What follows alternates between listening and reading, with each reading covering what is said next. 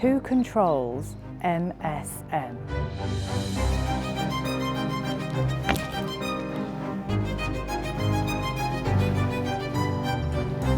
Do you reckon George Orwell got it right when he said, "Whoever controls the past controls the future"?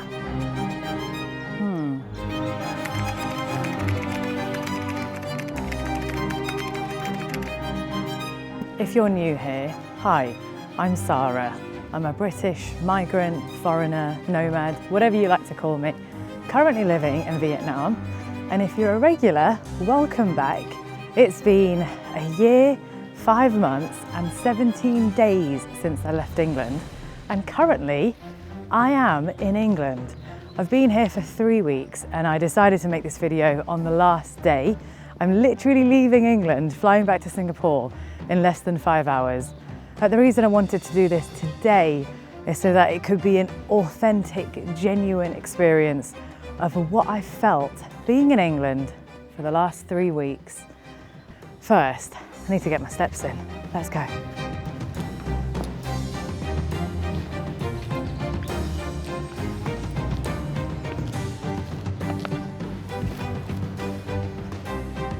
I should go get my umbrella. It's about to absolutely chuck it down. This is a bit of a joke umbrella.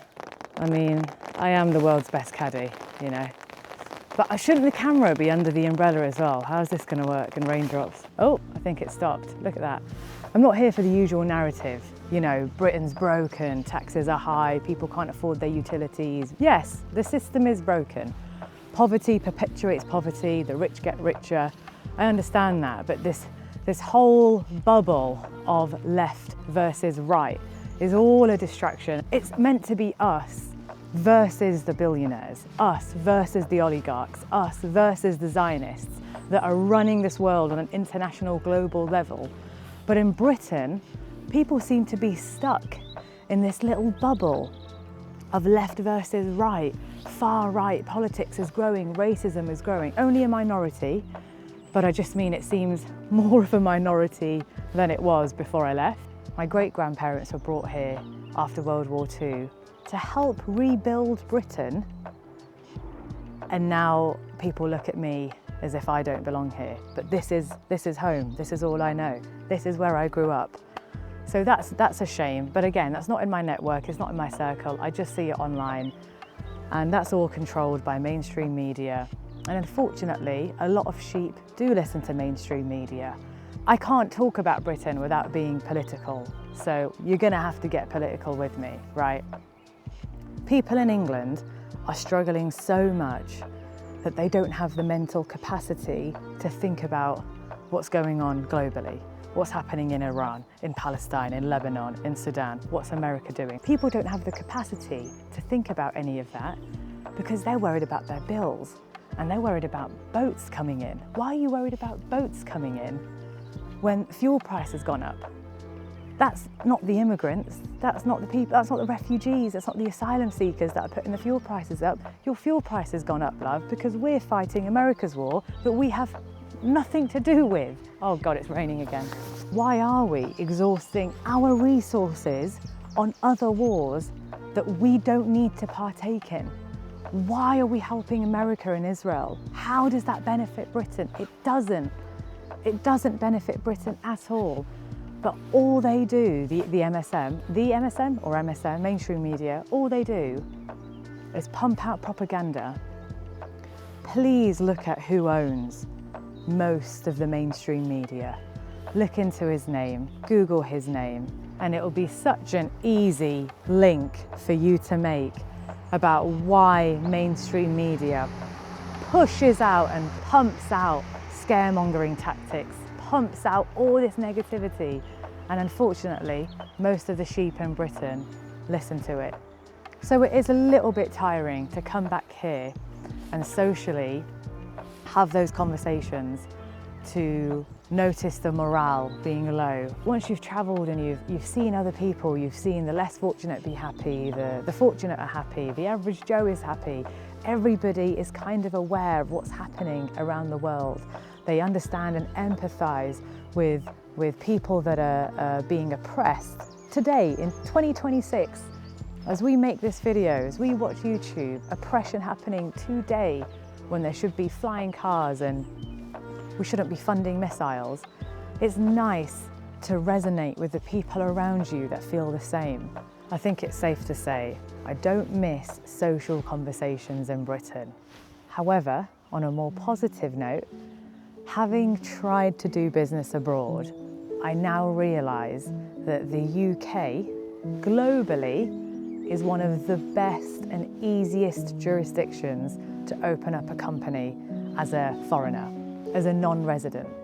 Opening up a bank account, a little bit more difficult, but to open up a limited company, to start your business, to start trading, going online as a non-resident, 25 quid, it's the company's house it's called, going onto company's house and setting that up, and even just knowing what to do, it's so simple, is an incredible low barrier to entry for lots of foreign founders, entrepreneurs, digital nomads.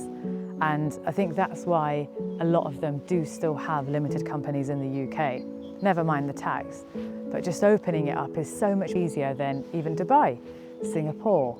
Vietnam comes, I think, maybe 50th on the list, as well as many other countries where you have to have somebody local that's a part of the company. And things like that are really tricky abroad, Britain does really well. Even our judicial system is quite robust and easy to understand. The fact that you can protect your business, protect your company, you can sue somebody, all of that you can read about online. You can't really do that in many countries. And it is known, again, globally, that the UK does have a system that you can sort of trust. And even if you don't trust it, even if you think the system is unfair, my point is, at least it's black and white online. Something that you can Google, something that you can read up yourself. You can translate it into many different languages. There aren't many countries that have this system online that help the layman protect its small business, or somebody's done you over for some money and you need to make a money claim against them. And moving abroad is a little bit of a hindrance that you have to start all over again, knowing what laws are feasible for you, what's accessible, what can you actually protect. It can be done, of course. Wherever you move to, you might make a bunch of legal friends that are well versed with the law, that can advise and help. But I mean, that's quite rare. You are pretty much on your own. And of course, not to mention human error. You do want to sort of know these things for yourself and be able to look them up and be able to read up about it. And that is something, again, Britain does well. I also miss the countryside. I miss these walks that are so close to your home, not a single soul in sight, no traffic. A couple of trains went by, but that's about it. And finding that where I live in Vietnam at the moment is quite rare. There are beach clubs, and where I live now, the house versus the apartment is wonderful. Just deafening, the silence is deafening. But that only came after a year of being in Vietnam, and it was tricky to find, especially a place with no construction. Of course, you get that all over the world, but there's more pockets that you can find a lot easily in Britain. I've got to tell you though, something wild did happen on this trip. I never saw it coming. I think I got so comfortable with Da Nang, and I am a little bit in love with Da Nang and the lifestyle and our friends, the golf club, the memberships and the gym, all of that. I love it so much that I got comfortable for a hot second. I did think that I would live in Vietnam for the next 4 or 5 years. I think I might have said that previously. I'm sure if you're a regular watcher of the channel, the sentiment on the channel was that I really like Da Nang, I'm going to stay here for a bit. Come to Britain, I'm now talking to friends that have had recent holidays in the West, so they've gone west instead of east. I'm not constantly surrounded by travellers that do the usual Asia sort of triangle, you know, the Bali, the Kuala Lumpur, Chiang Mai, they hop around Asia. So you're constantly encouraged about how beautiful Asia is, how warm it is, how scenic, how lovely, how the people are great, how the food is insane. and the apartments and the lifestyle that you can live is always incredible, and that sort of is perpetuated as you talk to more and more travellers in Asia. And then now I've come back to Britain, 3 weeks, met friends, looked at their holidays, gone through my belongings and realised, why was I so stuck on Asia? There are so many other countries that I want to explore. There is so much more that I want to see, so many more golf courses, so much more landscape that I want to be around. And now my world has done a full 360 again, in the most positive way. I don't mean the day after I land, I'm going to pack my bags and book a one-way ticket. I'm just saying that I got very comfortable. I got complacent. I forgot that the world is my oyster. I forgot that there were so many other things that I wanted to see, and I got used to my habits and my memberships and my friends and your local coffee shop. We all do. We all get complacent, we all get comfortable, and the goals kind of dumb down to your ceiling, your environment, what's around you. So it just shows that it is so important to make sure that you are changing your environment on a regular basis. You are traveling to see the world. You are talking to people with completely different ideas to what you have, different opinions than that of yours, that could open up your horizon, open up your world, and just plant different seeds, because you never know where you could be this time next year. It's so sad that moments before my flight, the sun is shining so bright in Britain. No, but it's lovely. It's nice to soak in these rays, have a final solo walk before I leave.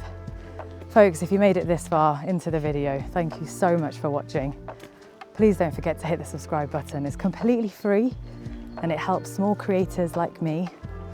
And if you have lots of controversial opinions, whether you're thinking about leaving the UK, or you've already left the UK, or you've left the UK and you've come back, whatever your thoughts are, I am happy to discuss. So drop it in the comments, and wherever you are, folks, be wild, be safe, and I shall see you in the next one.